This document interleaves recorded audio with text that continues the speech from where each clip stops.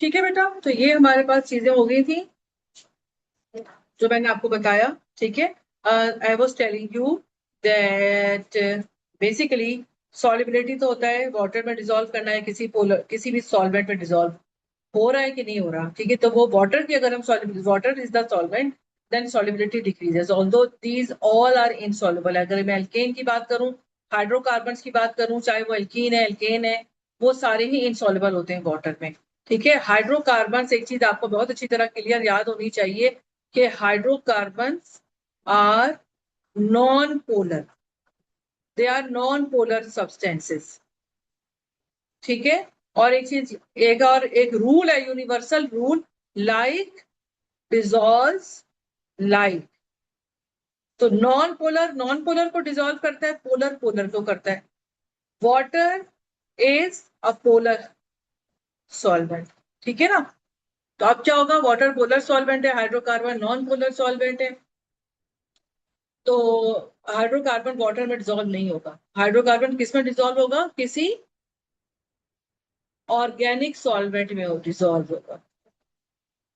Organic solvent से मतलब क्या है, बेंजीन, मतलब कार्बन टेट्राक्लोराइड, ये सारे नॉन पोलर सॉल्वेंट्स हैं। तो एक मैं आपको ऐसी एक बात बता रही हूँ समझने के लिए कि ये है फ्लेमेबिलिटी क्या है, कितनी आसानी से वो बर्न करता है, फ्लेम बनाता है। तो जैसे जैसे चेन लेंथ बढ़ती जाती है, बहुत सारे कार्बन कार्बन हाइड्रोजन बॉन्ड है, तो इनको तोड़ना पड़ेगा ना। जब ये टूटेंगे तभी तो वो बर्न करके जो है वो कार्बन डाइऑक्साइड और वाटर कंबशन रिएक्शन देगा। फ्लेमेबिलिटी का मतलब क्या है, कंबशन। तो इन सारे बॉन्ड्स को तोड़ने के लिए we need a lot of energy, तो वो भी कम होती जाती है टेंडेंसी डाउन, जब हम डाउन द होमोलोगस सीरीज जाते हैं। वोलेटिलिटी क्या है, एवापोरेशन, एवापोरेट होना। तो वो जब there are so many carbon hydrogen, तो उनकी आपस में एक मॉलिक्यूल की दूसरे मॉलिक्यूल के साथ जो inter molecular force of attraction है वो स्ट्रांग होती जाती है, उसका एवापोरेट होना मुश्किल हो जाता है। ठीक है, यस। अच्छा जी, फिर आपके पास आता है shows gradual change in physical properties, boiling point, number of carbon atoms, ये boiling point, trends in physical properties of homologous series. तो अब देखो यहाँ पर ये आपको नजर आ रहे हैं, ये देखो एल्केन्स क्या है, येलो वाला एल्केन है, तो ये तो हो गया एल्केन। फिर ब्लू वाला आपके पास क्या है, एल्कीन्स। तो आपको नजर आ रहा है कि एल्केन और एल्कीन तकरीबन एक ही जैसे हैं, बिल्कुल एक जैसे हैं, है ना। फिर आपके पास रेड वाला आता है अल्कोहल, ये अल्कोहल है। तो अल्कोहल का बॉइलिंग पॉइंट एल्केन एल्कीन से ज्यादा है। And with the increase in the number of carbon atoms in the molecule, boiling point increase ही करता जा रहा है। उसके बाद कार्बोक्सिलिक एसिड ग्रीन वाले, उसके साथ भी यही केस है। तो अगर आप नोट करें तो basically if it is alkane alkene alcohol है कार्बोक्सिलिक है, सारों के नंबर ऑफ कार्बन एटम के बढ़ने के साथ साथ ये जो है बॉइलिंग पॉइंट इंक्रीज पे ही जा रहा है। ठीक है, अच्छा जी, ये एल्कीन आ गया देखो। अब ये तुम्हें याद होनी चाहिए बेटा, this is the general formula of alkanes, this is the general formula of alkenes, this is the general formula of alcohol, ये आपको पक्के पक्के याद है होने चाहिए। And this is the general formula of carboxylic acid. Ma'am, ma'am, ठीक, ma'am alcohol और कार्बोक्सिलिक एसिड सेकंड से स्टार्ट होते हैं? नहीं, इन सब में N1 से स्टार्ट होता है, N1 से स्टार्ट होता है, N1 से स्टार्ट होता है। सिर्फ एल्कीन में N2 से स्टार्ट होता है। गुड क्वेश्चन, लिख लें इसको, नोट कर लें आप। Okay ma'am.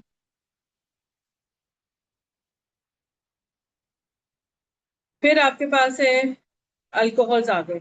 अच्छा, अल्कोहल पे जाने से पहले मैं चाहती हूँ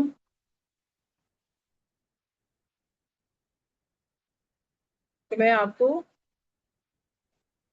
एल्कीन की तरफ एक दफा ले जाऊं।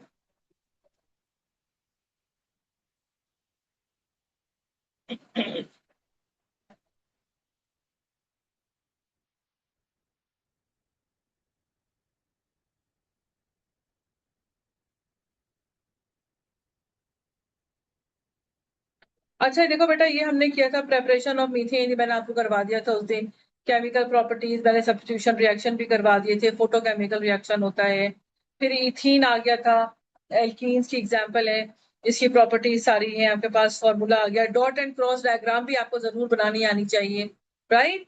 और यहाँ पे देखो फिर क्रैकिंग आ जाती है, अब क्रैकिंग आ गई, ये हाइड्रोकार्बन है, ठीक है। अच्छा, केमिकल प्रॉपर्टीज ऑफ इथीन क्या थी? कंबस्शन रिएक्शन, कंबस्शन के कोई भी हाइड्रोकार्बन है, कोई ऑर्गेनिक कंपाउंड है, वो कंबस्शन रिएक्शन जरूर देता है।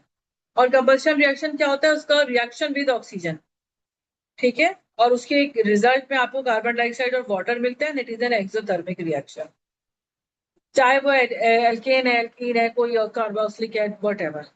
फिर दूसरा टाइप ऑफ रिएक्शन इसका है एडिशन रिएक्शन। तो why it is known as addition? Because some atoms are added in alkenes across the double bond, always resulting in a single saturated product. These are the characteristic reactions of alkenes. ये तो क्या हुआ कि जब ये double bond टूट जाएगा, single bond अपनी जगह पे वैसे ही रहेगा, ये देखो सिंगल बॉन्ड ही टूटेगा, डबल बॉन्ड ब्रेक हो जाएगा, इस कार्बन की भी एक वैलेंसी खाली हो गई, इसकी भी एक वैलेंसी खाली हो गई, तो one atom will go and one carbon atom, the other will go on the other carbon atom. So here it is. तो अब ये क्या हुआ, पहले डबल बॉन्ड था तो एल्कीन था, और now it is a single bond तो एल्केन बन गया, ठीक है, राइट। अच्छा जी, फिर आपके पास है यहाँ पे एडिशन रिएक्शन, कौन कौन से हैं आपके पास? देखो टाइप ऑफ एडिशन रिएक्शन कौन कौन से हैं। अहमद, ये आपको याद करना तो बहुत जरूरी, this is addition of hydrogen, it is known as hydrogenation, इसको हम हाइड्रोजनेशन भी कहते हैं। एडिशन ऑफ ब्रोमीन और क्लोरीन, ठीक है, इसको हम कहते हैं हेलोजिनेशन, क्योंकि हेलोजन ऐड हो रहे हैं।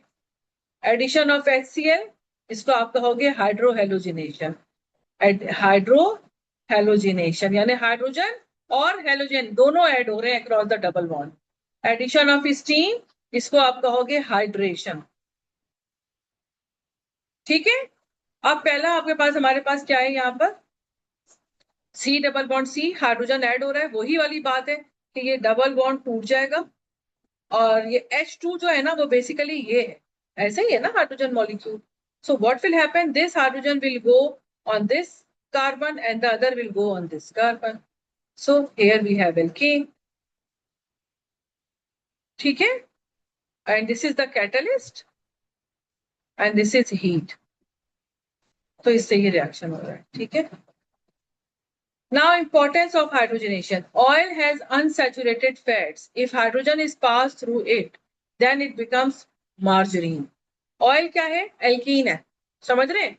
ऑयल बेसिकली एल्कीन है, और जब उसमें हाइड्रोजन पास करोगे तो यही होगा, डबल बॉन्ड सी है ना, ये एल्कीन है, जब इसमें हाइड्रोजन आपने ऐड कर दी तो डबल बॉन्ड टूट गया, now all are single bonds, ठीक है, तो एल्केन कन्वर्ट हो गया। So margarine is basically alkane, saturated fat इसको हम कहते हैं, और ऑयल जो है it is unsaturated fat, basically it is alkene, ठीक है। Yes. No matter how many double bonds are present, an alkane is always formed by hydrogenation. ये देखें कितने सारे, अब दो डबल बॉन्ड है इसके अंदर, मगर फिर भी एल्केन बन जाएगा। जब एक डबल बॉन्ड था, we need one hydrogen molecule, when we have more than one double bond, तो hydrogen molecules, the number of hydrogen molecule will be equal to the number of hydrogen double bonds, ठीक है। फिर आता है addition of bromine, बिल्कुल उसी तरह जैसे हमने हाइड्रोजन को ऐड किया था, उसी तरह ये ब्रोमीन भी ऐड हो जाएगा, ठीक है। ये बॉन्ड टूट जाएगा, ये भी बॉन्ड टूट जाएगा, एक एटम इधर आएगा, एक एटम इधर आएगा, इसका नाम क्या होगा, 1 2, 1 पे भी ब्रोमो लगा हुआ है, 2 पे भी ब्रोमो लगा हुआ है, तो we will write 1,2 di bromo hyphen di bromo ethane, यहां पर हाइफेन नहीं आएगा, ठीक है। अच्छा, ये जो है ना, ये this is the identification test for alkene. Red brown जो सोल्यूशन है ना ब्रोमीन का, ये ब्रोमीन था, रेड ब्राउन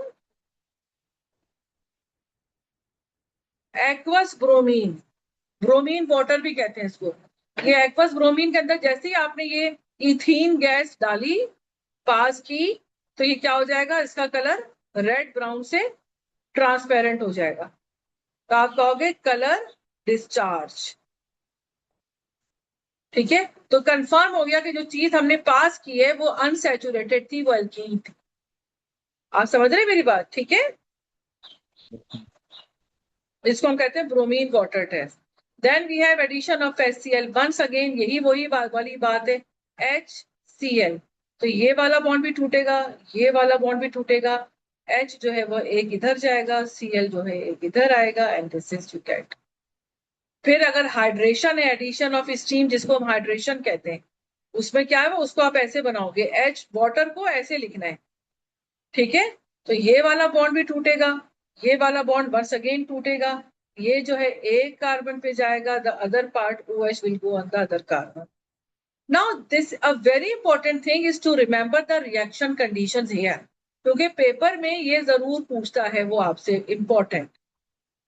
एक आपको टेम्परेचर पता होना चाहिए, एक आपको कैटलिस्ट पता होना चाहिए, और एक आपको प्रेशर पता होना चाहिए। तीन चीजें, टेम्परेचर, प्रेशर और कैटलिस्ट, समझ रहे? ठीक है, यस मैम। तो देखो उसमें क्या हुआ, जहां यहां पर H आ गया और यहाँ पे OH आ गया। ठीक है, अच्छा इससे कोई यस फर्क नहीं पड़ता कि आप OH को ऐसे लिख दो, या आप OH को ऐसे लिख दो, या आप OH को ऐसे लिख दो और H को ऐसे लिख दो, कोई फर्क नहीं पड़ता, it's the same thing. Yes ma'am. फिर आता है polymerisation. Another reaction of alkene is polymerisation. Polymerisation में बेटा क्या हो रहा है, हाई टेम्परेचर एंड प्रेशर। ये एल्कीन है, हाई टेम्परेचर प्रेशर है। ठीक है, और बहुत सारे एल्कीन के मॉलिक्यूल जो है वो, ये डबल बॉन्ड टूटता जाएगा। इसको बनाते कैसे हैं हम, इसको बनाने का तरीका क्या है, here you are going to write, खैर मैं लिख देती हूँ यहाँ पे।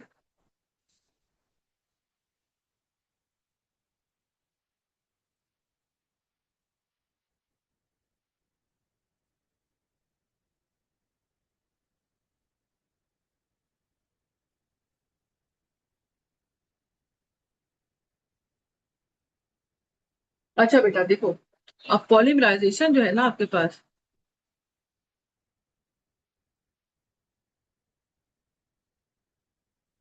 पॉलीमराइजेशन में क्या है, you are suppose to draw like this. ये मैं आपको तरीका बता रही हूँ करने का। ठीक है, एन मॉलिक्यूल्स है, बहुत सारे हैं। लेट्स से मैं ऐसा करती हूँ, मैं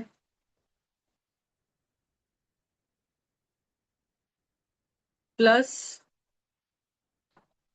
सीट एक और ऐसा ही मॉलिक्यूल इथीन का ले लेती हूँ।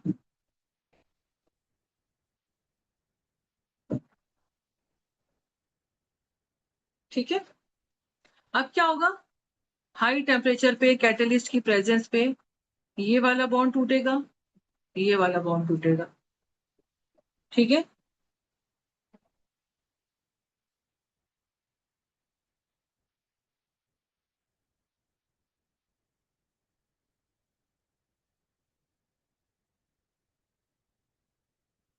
ये दूसरा मॉलिक्यूल आ गया। अब देखो इस कार्बन की भी 3 की वैलेंसी है, इसकी भी 3 की है, इसकी भी 3 की है, इसकी भी 3 की है, सबका एक, सारे कार्बन की एक एक वैलेंसी खाली है। तो क्या करेंगे, ये आपस में बॉन्ड बना लें, ये आपस में इस तरह ये अपनी वैलेंसी को पूरी कर लेंगे। अब यहाँ पे बड़ी इंपॉर्टेंट बात है, मैं यहीं पे तुम्हें बता दूं, पॉलीमराइजेशन। पॉलीमराइजेशन क्या होती है, it is a process in which many small molecules join together to form a big molecule. ठीक है, अच्छा ये जो छोटे छोटे ज्वाइन हो रहे थे ना आपस में, इसको हम कहते हैं मोनोमर। अच्छा, मर का मतलब होता है, पॉली का मतलब होता है मैनी, और मेराइजेशन का मतलब क्या होता है, मर का मतलब होता है यूनिट, जेशन का मतलब होता है, मर्स का मतलब होगा बहुत सारे यूनिट्स, और एशन का मतलब हो गया फिनोमेना। तो जब बहुत सारे यूनिट्स जो है वो मिल जाएंगे तो ऐसे प्रोसेस को हम कहते हैं पॉलीमराइजेशन। ठीक है, ये हो गया पॉलीमराइजेशन। ठीक है, और ये हो गया तुम्हारा पॉलीमर, बड़ा मॉलिक्यूल। ठीक है, अच्छा एक चीज होती है repeat unit, which is very important. Repeat unit होती है कि जब ये डबल बॉन्ड टूट जाएगा और ये ऐसा हो गया कि जिसमें कार्बन की एक एक वैलेंसी खाली है और अब ये तैयार है दूसरे के साथ ज्वाइन होने के लिए ताकि एक बड़ा सा मॉलिक्यूल बनाए, उसको आप क्या कहते हो? Repeat unit. समझ रहे हैं आप मेरी बात? ठीक है, यस इसको हम कहते हैं रिपीट यूनिट। ठीक है, अच्छा जी, फिर इसके बाद आता है कि अगर मेरे पास है ना, अगर वो कहता है कि पॉलीइथीन का, पॉलीइथीन बना के बताओ, तो अब आपको नाम से पता चल जाएगा ये जो इथीन है ना, इसका मतलब है कि जो मोनोमर है ना वो इथीन है, यानी तुमने जल्दी से बनाया, ऊपर नीचे साइडों पे नहीं रखना। ठीक है, और आपने एन लिखा, बहुत सारे मॉलिक्यूल्स है, और फिर आपने कहा कि अच्छा ये हो गया, इधर से भी खाली कर दो, इधर से भी खाली कर दो, और ब्रैकेट के बाहर एन लगा दो। अब ये n can be, it is greater than 2, इसकी रेंज 100 भी होती है, 1000 भी होती है, बहुत सारे यूनिट्स हो सकते हैं। ठीक है, यस मैम। अच्छा, तो पॉलीइथीन का जो, अगर आपसे कहता है कि पॉलीइथीन बना के दिखाओ, तो तुम कैसे बना के दिखाओगे अहमद? ये देखो, ऐसे बनाओगे, ऐसे। अगर वो कहता है इसका मोनोमर बना के दिखाओ, तो आप कैसे बनाओगे?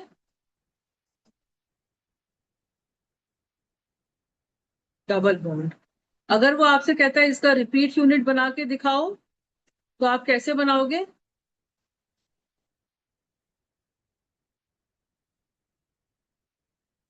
ये इसका रिपीट यूनिट है। समझ रहे हैं मेरी बात? इसी तरह एक दूसरा है पीवीसी, इसको हम कहते हैं पॉलीविनाइल क्लोराइड। ठीक है, तो पॉलीविनाइल क्लोराइड का मतलब है कि ये जो पॉली के बाद चीज लगी है ये मोनोमर है।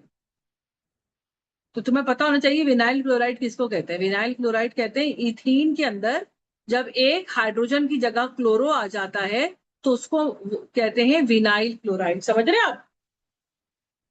So yes basically this is the monomer.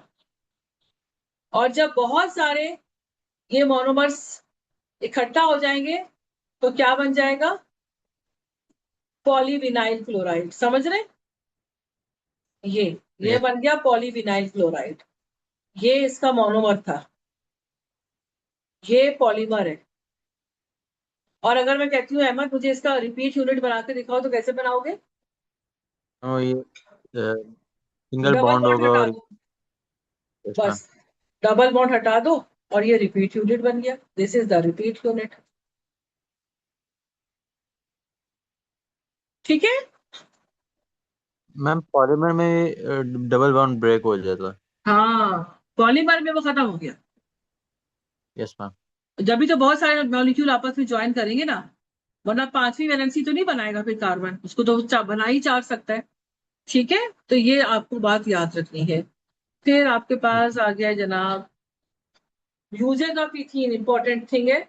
Use as a fuel making alcohol, polythene और पॉलीमर है, ये सारी चीजें हैं, इसको छोड़ दो, इसकी भी जरूरत नहीं है। फिर आ गया तुम्हारे पास अल्कोहल। अच्छा जी, एक मिनट ठहर जाओ जरा।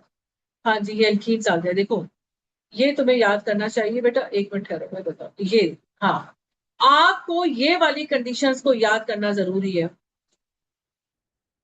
Hydration of alkenes, hydration of alkene. और बेसिकली अगर इथीन की हाइड्रेशन होगी तो वो क्या बनेगा? Ethanol, alcohol. अल्कोहल जनरल है और ये स्पेसिफिक है। ठीक है, और उसकी रिएक्शन कंडीशन क्या है, टेम्परेचर 300 होना चाहिए और प्रेशर 6000 किलो पैस्कल होना चाहिए, फॉस्फोरिक एसिड कैटलिस्ट होगा। ठीक है, दूसरा ये बता रहे हैं आपको, ये देखो, ये bromine water, bromine in solution, ये एल्केन के अंदर डालोगे, अल्केन डालोगे ब्रोमीन वाटर में, कोई कलर चेंज नहीं होगा, मगर जब आपने एल्कीन डाला तो कलर चेंज हो गया। इसका मतलब है कि ये एल्कीन है। ठीक है,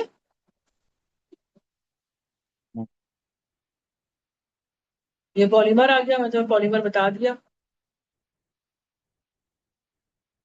ठीक है, ये इथीन का रिपीट यूनिट है, मोनोमर है, ये भी मैंने आपको बता दिया सारा।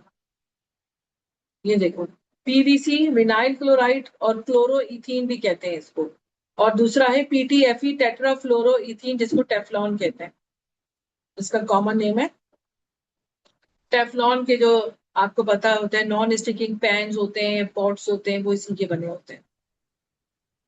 तो मैं ये दोनों की मोनोमर, रिपीट यूनिट और पॉलीमर तीनों बनाने आनी चाहिए। समझ रहे हो अहमद? अहमद ने मुझे आज तक अपना कोई काम नहीं दिखाया। मैं आपको कल नहीं, आप कभी दिखाऊंगा। भी नहीं दिखाएंगे, मुझे लगता है बहुत ही आराम से रिलैक्स चल रहे हैं। ऐसे तो नहीं करना ना बेटा, इतना टाइम तो नहीं है, अब आपका एएस भी शुरू हो जाएगा। ठीक है, मुझे तुमने इन तीनों को दिखाने। अच्छा, कभी कभी क्वेश्चन क्या होता है वो पूछ लेता है, जैसे उसने कह दिया कि draw a polymer of PVC with 2 repeat units. तो अब तुम क्या करोगे? 2 रिपीट यूनिट है, यानी कि तुमने पहले पीवीसी बनाया, H H H C L, ये तो हो गया एक रिपीट यूनिट, है ना। पहले तो आपने अच्छा। मोनोमर बना के चेक कर लिया ना कि है क्या, विनाइल क्लोराइड या क्लोरोइथीन है क्या। ठीक है, ये तुम्हारा है मोनोमर, ये तुम्हारा है रिपीट यूनिट। अब वो कह रहा है इसका पॉलीमर बनाओ, उसमें 2 रिपीट यूनिट होने चाहिए, तो तुमने दोबारा इसी चीज को रिपीट कर देना है। समझ रहे हो बेटा? Yes ma'am. ये ये तुम्हारा बन गया पॉलीमर विथ 2 रिपीट यूनिट्स। ठीक है,